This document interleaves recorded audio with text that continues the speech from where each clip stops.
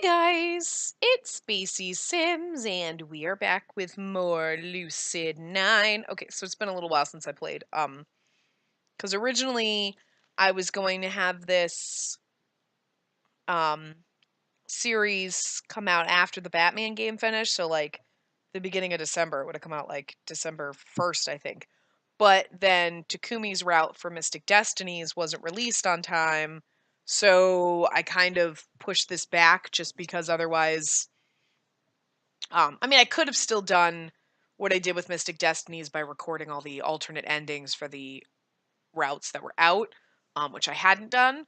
So I kind of could have done that at like every other day, but I wanted to kind of get those in this way when Takumi's route hopefully came out. We weren't like 3 months down the road, you know what I mean? So I kind of pushed this one off. So that's why this one's come out kind of like 2 weeks later than I wanted it to. So I had recorded this originally.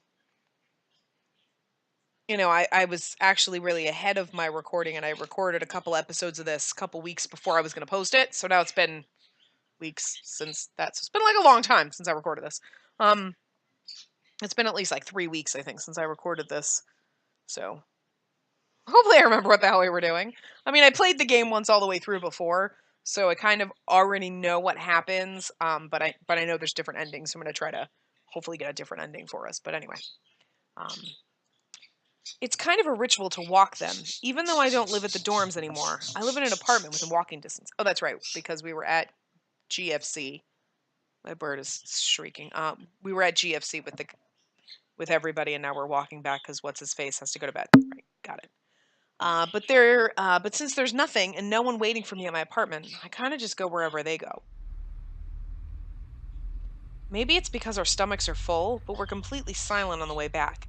It's a comfortable silence, but still silence. And that means thinking. Overthinking, unfortunately. I almost jump as I see a group of 3 policemen race by on the opposite side of the street. Approaching sirens, piercing the air at their incessant wailing, direct our attention to... Oh no. Whoa! A wave of nausea washes over me. The front of a city bus is crumpled against the back of a pickup truck. The thin trails of smoke mix with the pungent smell of burnt rubber and scraped metal. The scene is surrounded by a unit of police cars and a fire truck, along with a crowd of shaken people along the sidewalk. How awful. At least they all look okay. We can't do anything about it. Let's go. Masato and Yahiko nod hesitantly, but Rui only stares thoughtfully at me.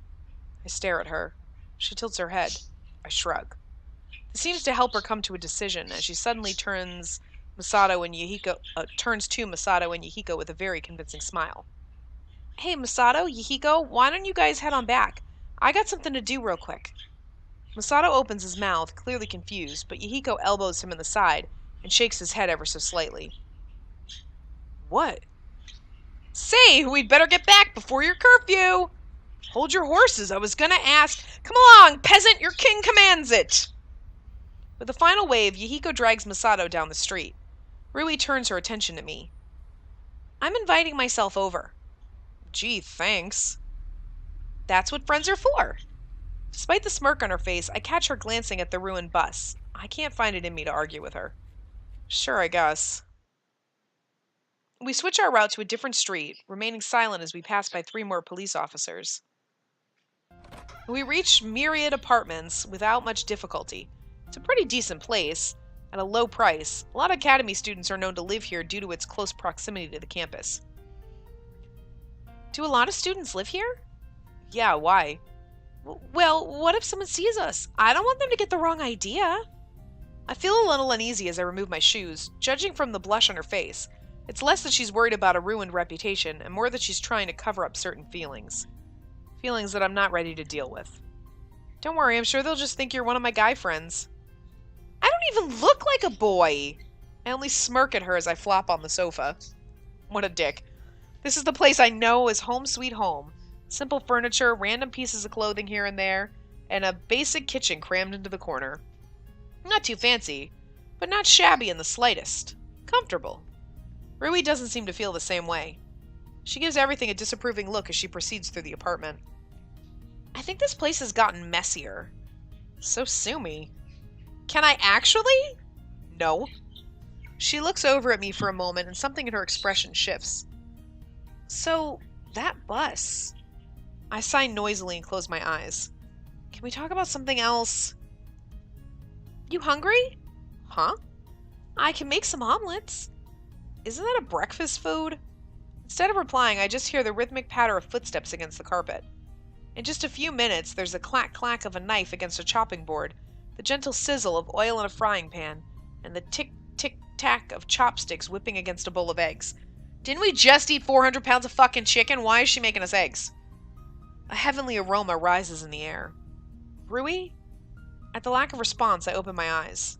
It takes a little effort, but I manage to pull myself up and head to the kitchen. Rui? I stop short. Rui zeroed in on the stove, sprinkling ham and cheese over a bubbling layer of eggs and humming a catchy little tune. The apron tied around her waist should be way too big for her, but somehow it looks perfect. Wait, this is Rui. Rui Hayata. Get a grip, Yama. Get a grip. Get a... No, it's too late. Welcome home, honey. You must be starving. I prepared dinner just for you. I love it. He's like, get a grip, get a grip, get it. Nope, too late. And then there she is, like in a wedding dress. Wow, I'm so lucky for marrying such a wonderful woman. Not to mention adorable. Oh, sweetie, I'm the lucky one. Look at your chiseled jaw, your beautiful eyes. I'm not the one who's a work of art, baby. Well, why don't you have a seat, Pumpkin? Dinner is almost served. I simply can't wait to taste your delicious food, Angel. What would you prefer, darling? Dinner? A bath? Or me? Oh, sugar, we both know the answer to that question. In that case, love, the first course will be... Your lips? My fist? I immediately jerk back to reality, the terrible vision dissipating into thin air. Well, that escalated quickly. I don't even want to know what would bring such a terrible image to mind. Rui and me married? I shudder on the inside. Not that she's, well, bad or anything. We understand each other more than anyone else.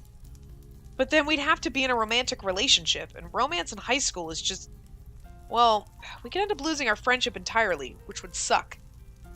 And is 99.9999% likely given my great luck. Crap, what am I even thinking about? Back to reality. What are you making? Omelets? Are you sure? She nudges me in the side, but she's smiling. But see, he kind of does this flirty little thing with her. You know what I mean? Like, what are you making? Omelets? Are you sure you're making omelets? You like eggs are on. No pun intended, with the fact that they're making omelets anyway. Plate, please. Huh? Plate, idiot. Yeah, your majesty. We keep things light and teasing as I reach into the cabinet and pass a plate to Rui. She freezes slightly when my shoulder brushes against hers, but I pretend not to notice. Just what the doctor ordered, one premium plate imported directly from the mystical land of Danmar. I graciously accept this offering, O humble servant. May there be lasting peace between our countries. She deftly slides the omelet onto the plate in one fluid motion, dipping into a slight curtsy as I dig in. The delectable flavor of mozzarella, cheddar, ham, and mushrooms explodes in my mouth. Am I in heaven? Rui beams proudly. That good? As if an angel made it herself. Oh wait, one did. Sometimes I swear that there's someone else in this head of mine. It's delicious. The genuine heart-rendering smile that spreads across her face just makes my stomach sink. It's not the kind of smile you make when you're complimented on your cooking by a friend. Just a friend, that is. She looks like she could jump over the moon. That kind of shining, beautiful smile that's only made when the smiler is utterly happy and completely ignorant that they're utterly happy. I want her to be happy, but... false hopes. It's just too cruel. Maybe there's something I can do to put her down without hurting her. Hey, Rui, do you ever think that maybe we hang out too much? What? Gentle. Be the gentlest human being on earth. Except the thing I'm quite possibly worst at is being gentle.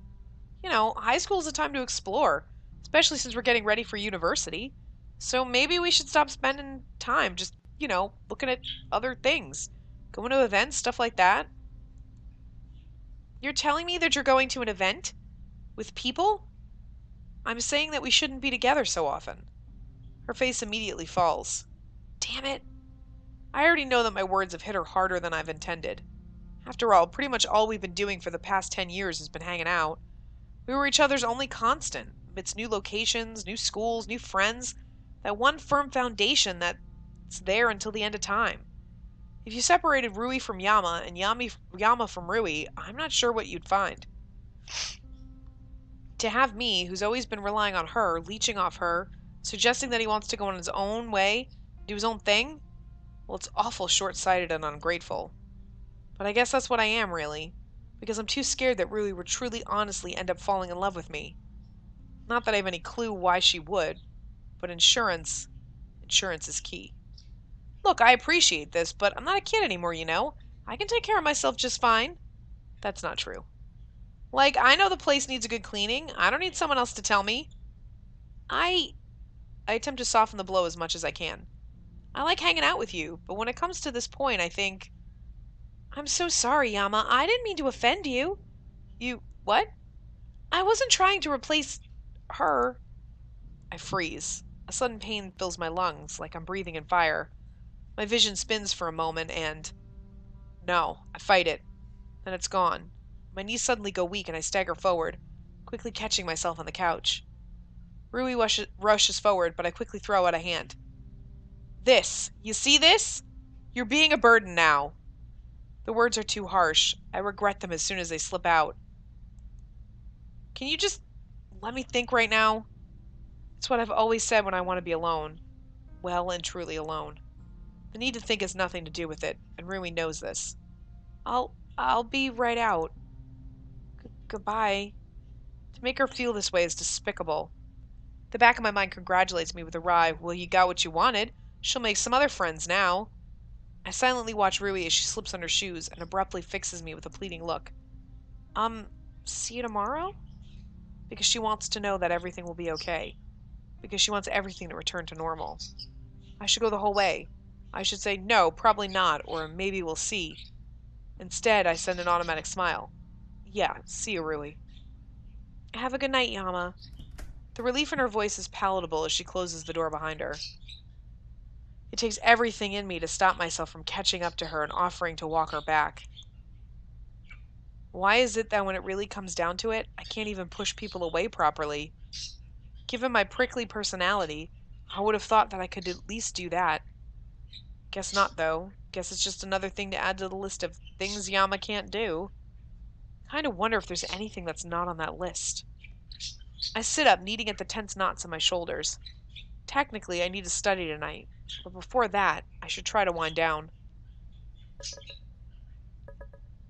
We are so watching Governmecker because it is a fucking train wreck, and I watched a couple episodes, and it is awful and fucking hilarious, so we're gonna watch it because of that.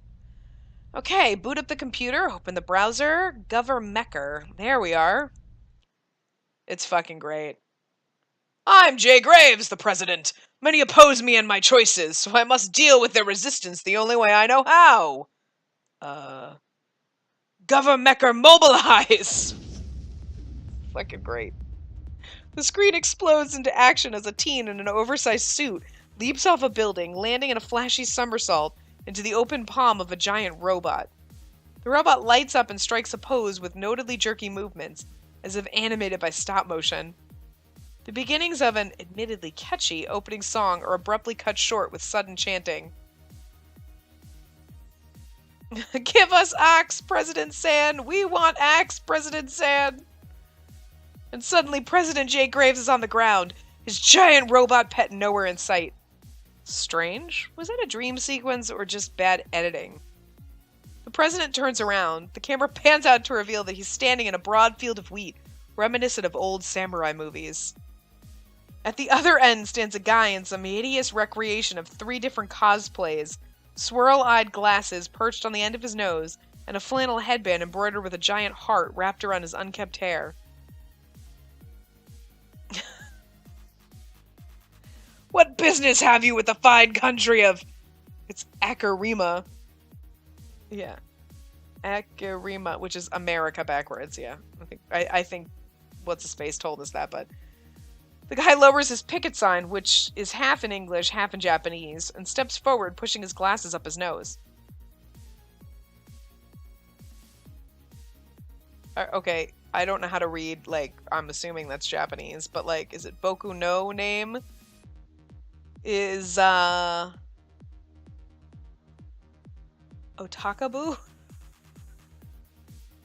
Otakabu!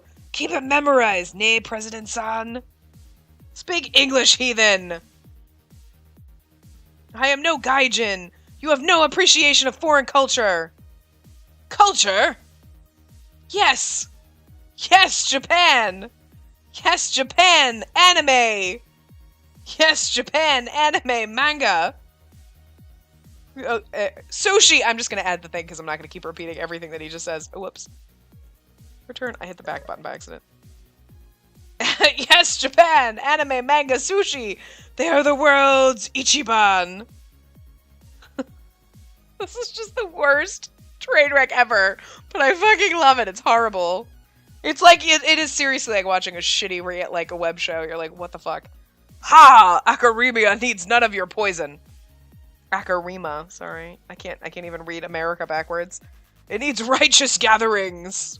It needs righteous gatherings. Hunting. Barbecues. Country fairs and extreme sports and golf clubs. None of these weeboo shenanigans. Wait, aren't you Japanese? Boku wa double weeboo, of course.